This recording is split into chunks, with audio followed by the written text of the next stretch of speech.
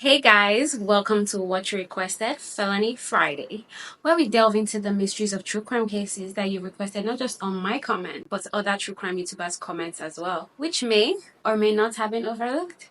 This story today was gotten from Bella Fiore's comments by the name Brightparman8870 saying, "You should do a case on Kyron Richard Horman, who has been missing from Skyline Elementary School in Portland, Oregon, since June 4th, 2010.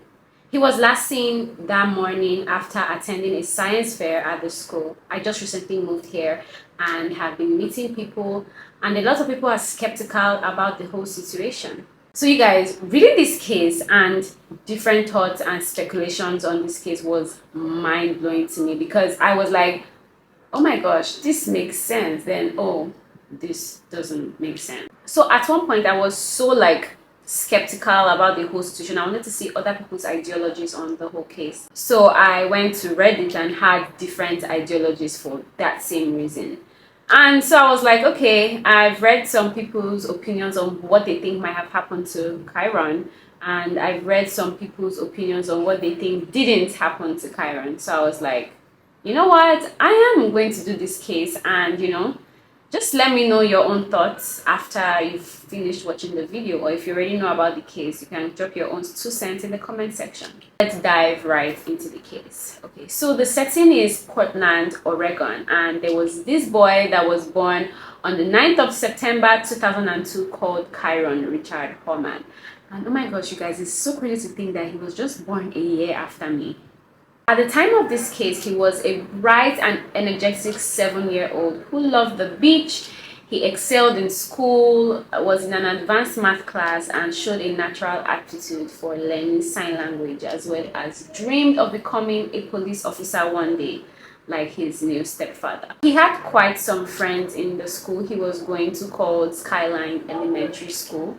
Kyron also had his parents, Cain and Desiree, divorced before he was born, which led him to live with his mother for the first 2 years of his life. Though Kyron was clearly an intelligent child, Kyron had been having trouble with his memory in the weeks leading up to his disappearance and was said to sometimes space out during conversations and just not really pay attention to what people are saying in that moment.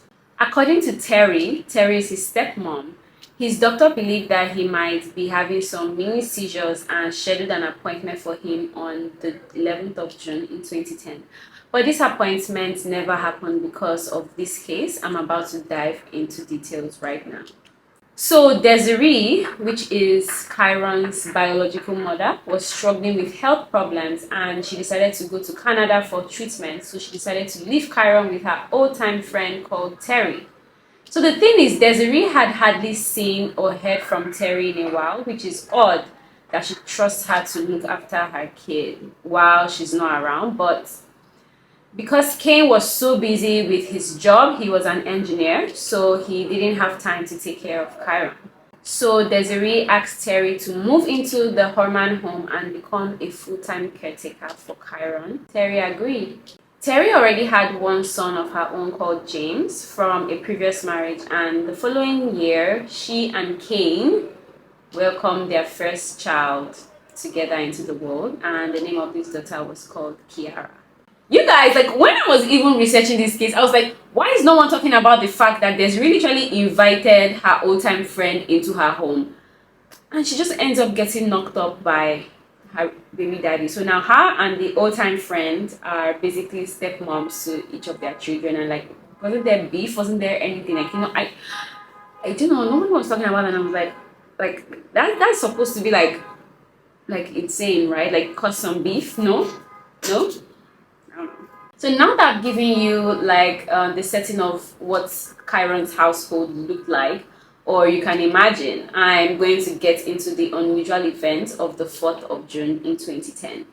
It was a very busy Friday because that was the day of the Skyline Elementary School science fair that happens in the rural area of the Northwest Portland. So Kyron's dad leaves for work at like 7 a.m. and he even kisses Kyron on the forehead and tells him that he's proud of him for his science project, hugged him and told him how much he loved him. Then he just left for work like every other normal. This was all before Kyron and his half sister called Kiara left to the gym with Terry, because Terry was like a gym freak, and she always goes for an early morning workout, then she goes to Kyron's school to drop him. So all the kids of the school were displaying their science fair project with their proud parents beside them, taking photos and watching exhibitions of other children. So Kyron was no different, because he was also posing for his stepmother with a grin on his face, because he was very proud of his red-eyed tree frog poster, which was his own project at the science fair, which I think was so cute. So Terry had brought Kyron to school along with her biological child Kiara to watch Kyron's exhibition, and multiple witnesses placed her at the gym with Kyron and Kiara just before dropping Kyron at school and watching the school's exhibition. So it was like, okay, we saw you with Kyron and your child, so like, no biggie. So because of the science fair, the school was open to everyone that day, and no one was required to sign in. So after looking around at the other science fair exhibits, Terry and baby Kiara left the school at around 8:45 a.m. and classes were just about to start. So Terry had Kyron walking down the hallway towards his math class so he doesn't get late for his first class. And as he's walking down the halls, she's waving from the hallways as she's driving off. And he waves back and just zooms off into the hallway, obviously to his class. But little did anyone know that that would be the last time that Kyron Horman would ever be seen again. So the whole day is going as it usually is, and Kyron's dad, Kane, arrived home from work at about 2 p.m. and on this day, he was an hour and a half late. So Kane, Terry, and Kiara went down to the bus stop to wait for Kyron like they always do. But the bus arrived at its usual time, but Kyron did not get off. So according to the bus driver, he didn't get on the bus that day, because Kane is like, where is Kyron? And the bus driver is like, he didn't get on. I don't know why he didn't get on, but he wasn't on the bus today. I doubt he was even in school. So Terry is worried at this point. That's the stepmom that dropped him, and then she calls the school immediately and learned that Kyron never showed up for class and had been marked absent. According to the teacher, Terry told her that Kyron had a doctor's appointment that day, but when the police asked Terry about this, she said that she never told the teacher that, but she did say that he had an appointment with the doctor the following Friday, which is next week, not this Friday. And it's important to note that this wasn't even important to be said to the teacher, because school wouldn't have been in session by the following Friday. So why did Terry even mention it in the first place, Was it just like she was just trying to form conversation, It's like, okay, school is going to be out of session because this is science fair, it's into the week, holidays. So why are you telling me about Kyron's appointment if it wasn't that day, okay? You were talking to the teacher about how Kyron has an appointment, and obviously, the reason why you're telling her is to let her kind of know that Kyron was not going to be around that day, but she kind of now said that it was going to be next week, which the school was not even going to be in session. So how is that even important? But it could just have a small talk or whatever. So once they all realized that Kyron was missing, the school secretary called 911 and the search ensued shortly after.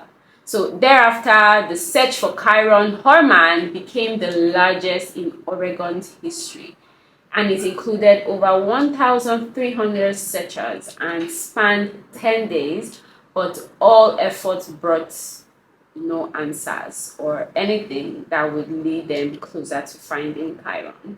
So after this, Kyron's disappearance was officially considered a criminal investigation and no longer merely a missing persons case. It was really crazy around that time. So 2 months after, shock turned into frustration, and then it led to suspicion on Terry.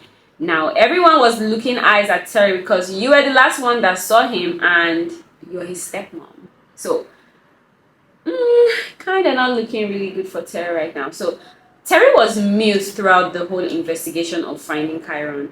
A statement was primarily written by Desiree that Terry has not resumed speaking to law enforcement because she was sick of the rumors saying that the stepmother Terry was cooperating with the investigation.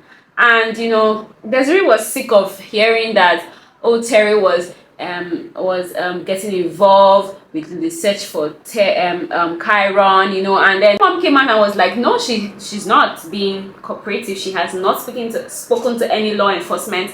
She's just acting like she was never involved in this case at all. Mind you, at this time, investigators hadn't named Terry as a suspect or an interest in this case, or a person of interest rather, at all. So Terry was like good, she wasn't getting disturbed, no investigations, no questions on her, because she was just not, there was no evidence, or she was just not a person of interest at this time. So Desiree also made her own appeal, calling on Terry Horman to do the right thing.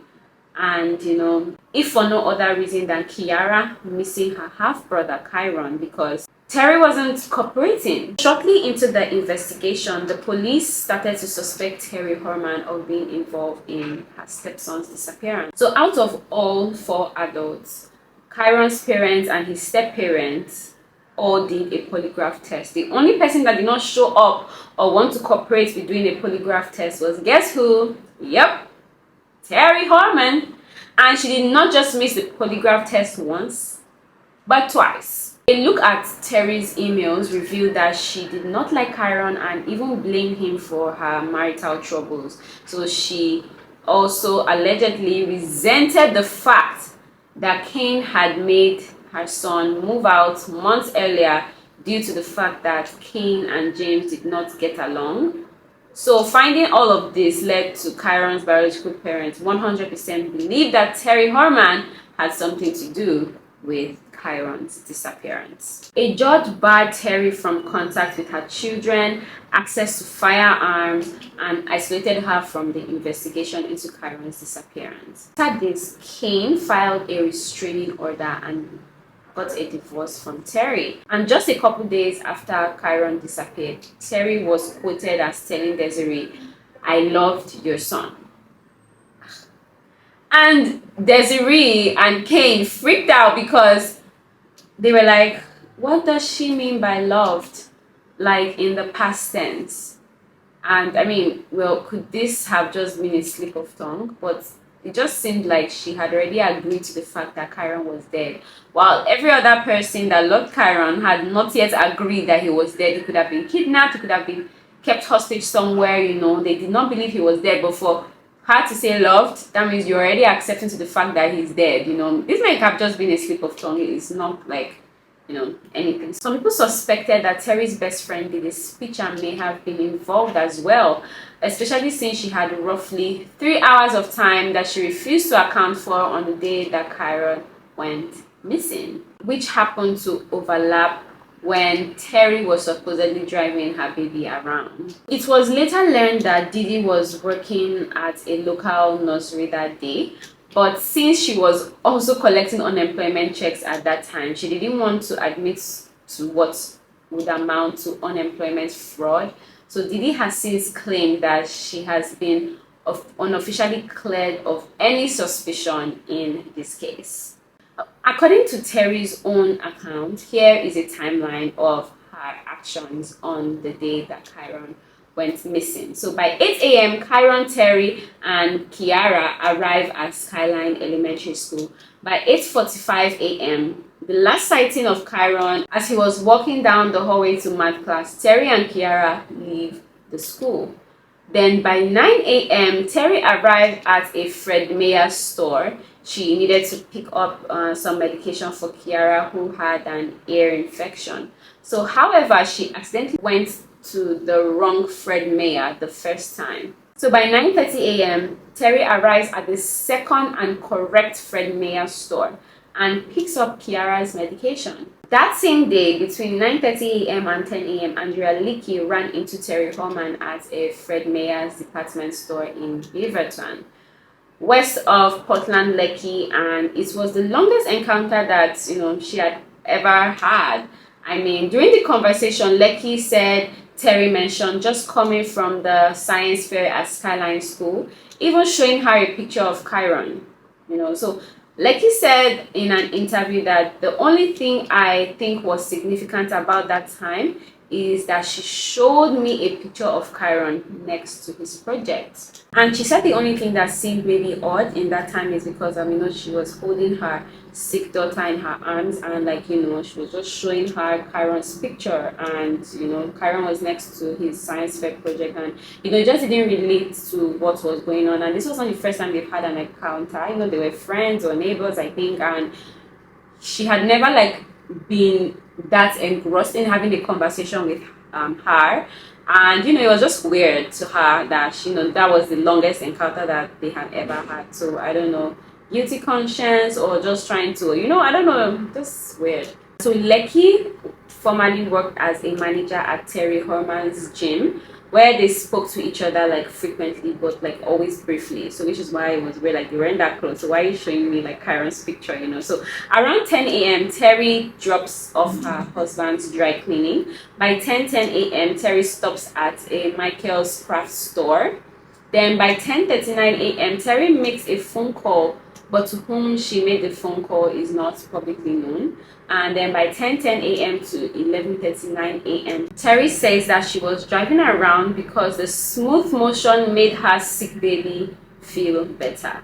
Then by 11:39 a.m. Terry arrived at the gym and leaves Kiara at the on-site daycare center. By 12:20 p.m. Terry and Kiara leave the gym. 12:40 p.m. they arrive home. 1:21 p.m. Terry uploads photos to her Facebook account, including the pictures of Kyron she had taken that day of the science fair. And you guys, when I saw this, I was like, okay, did the police ever check her page to know if she's the kind of person that usually uploads pictures of Kyron? Has she ever uploaded a picture of Kyron during family Thanksgiving? Is this the first science fair he has ever gone to? If not, why didn't she upload pictures then? I just had a lot of things in my mind, honestly, because honestly she was also my number one suspect. So by 2 p.m. Kane arrives home from work and Terry is still on the computer. By 3:30 p.m. the family heads to the bus stop to wait for Kyron. So obviously in this timeline there is no space for Terry to do anything to Kyron that makes him go missing. So in 2020, Rebecca Morris, the author of Boy Missing: The Search for Kyron Horman, revealed that multiple witnesses reportedly spotted Kyron leaving the school with Terry and her infant daughter on the morning of June 4th. These eyewitnesses included Kyron's bus driver, a classmate, and 2 family members of the classmates. So Morris wrote in her book that investigators were immediately suspicious of Kyron's stepmother because of her eerily happy and cheerful demeanor on the day of Kyron's disappearance. So the book also allegedly, said that Terry washed Kyron's jacket and backpack that day. Other claims in the book included that the day before Kyron's disappearance, Terry emailed a friend and said that she was going to leave Kane the next day and take her daughter with her.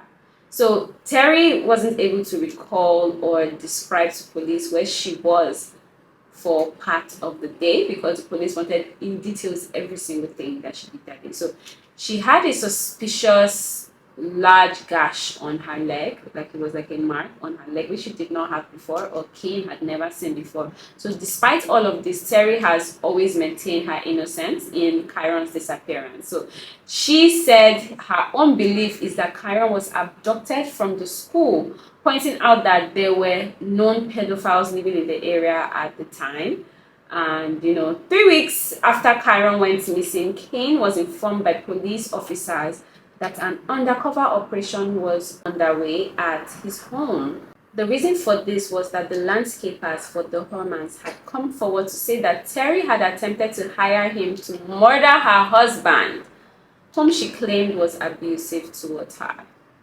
You guys, all these things, the little snippets of information that just regards Terry, is just kind of fishy, and it's just making everyone and also me think that she did it. But I just don't know how did she within a short period of time dispose of him, or did she sell him to someone child, because child abduction or something, or human trafficking, because The way he disappeared, even if she did it, is like so crazy. Like there was just literally no trace of him anymore. Allegedly, Terry told Rodolfo Sanchez, which is the guy that she employed, and suggested that he makes Kane's murder look like a mugging, and that he was welcome to keep whatever money he found for his efforts. So perhaps realizing that was going on, an undercover agent tried to get Terry to incriminate herself, but she didn't, and no charges were ever filed. You guys, Terry is like freaking smart from what I'm also getting up on here. So many have questioned the veracity of this guy's story. However, pointing out that it would have been difficult for the pair to even communicate with one another, given the fact that they would not speak each other's languages. You know, like Terry speaks English and he just speaks a whole other language. So they had to use like someone to like translate what this guy Sanchez was saying that Terry hired him to do. Though, if the story is true, this may not have been the first time that Terry had attempted to do such a thing. Sean Ria, who is an ex-boyfriend of Terry, came forward to say that he believed that she had hired a hitman to kill him back in 1990. So, on the day in question, the two were having lunch in the park when they were approached by a man holding a gun. Terry supposedly shouted, "He's here for you." But the man, perhaps losing his nerve, did not fire and instead ran away. So obviously, Terry hired someone to kill her ex-boyfriend back in 1990, and it just seems like Terry keeps hiring novices. Like she keeps hiring people that have probably never killed before, or like, you know, they're just desperate for money at the time, and then she offers a sum of money for them to live by. And you know, when they want to kill someone, they just freeze, because that was basically the same thing that happened in the case of Kane. You know, the guy didn't end up trying to kill Kane, he instead even confessed. And you know, so after this, Sean broke up with Terry following the incident and moved away soon thereafter, because he did not even want to be close to Terry or have Terry even know where he lived. So in the years following Kyron's disappearance, Terry had been in trouble with the law again, both for driving a stolen car and for stealing a gun from her roommate. She was also accused of domestic violence in 2016 by her then partner called Joseph Cristobal. In 2012, the Multnomah County Sheriff's Department stated that they had received over 4,000 tips since Kyron's disappearance in 2010. Like a lot of people were sending in things that she could have done, what could have actually happened to Kyron. That's why I told you guys in the beginning of this video that there are a lot of ideologies. Even just looking at Reddit and like different people's opinions on what could have happened, sometimes makes sense, sometimes doesn't make sense, and then what doesn't make sense then seems to make sense sometimes when you're deep diving into the case, basically. And you guys, my mind has literally just been blown. So spokesman called Chris Ledo said authorities continue to get 1 to 20 leads every month and have 2 detectives and an FBI agent assigned to the case full-time. So you guys, it was everybody was going crazy, even 2 years after trying to find out what happened to Kyron.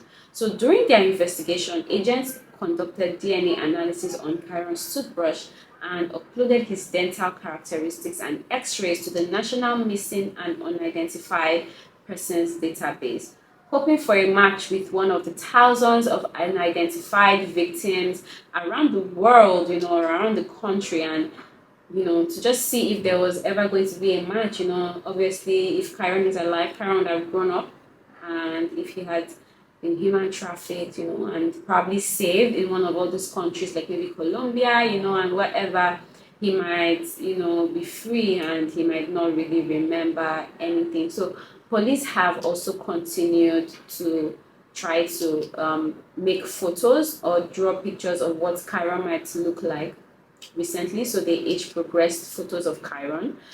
Despite all of these efforts, there have been no further development announced in Kyron's case. Nevertheless, his family has not given up hope that he might still be out there somewhere.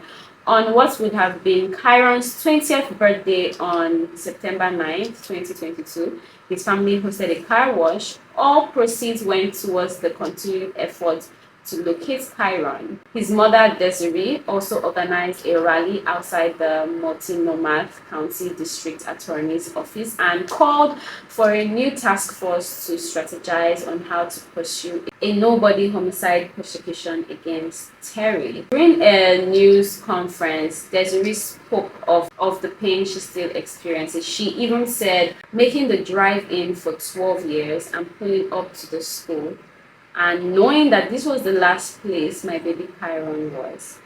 I cannot even explain the heartbreak and anguish. And she made this statement to the media, and then the Multnomah County DA, called Mike Smith, wrote, "My heart goes out to Kyron's family and the dedicated efforts and compassionate community that they have built around Kyron's disappearance. To date, the case is open and we remain committed to investigating new facts and evidence that could probably surface. There are cases where cases are not solved till after 6 years. So we are hoping that this is going to be Kyron's case. And, I just want to know you guys' opinion. What do you think actually happened to Kyron? Do you think the stepmom is involved? Do you think that he actually got abducted by a random man due to pedophiles living around the school area? Do you think Kyron probably didn't even enter the school and he just went to another place from the back of the school while Terry thought that he was walking down the hallway? I mean, I really do not know.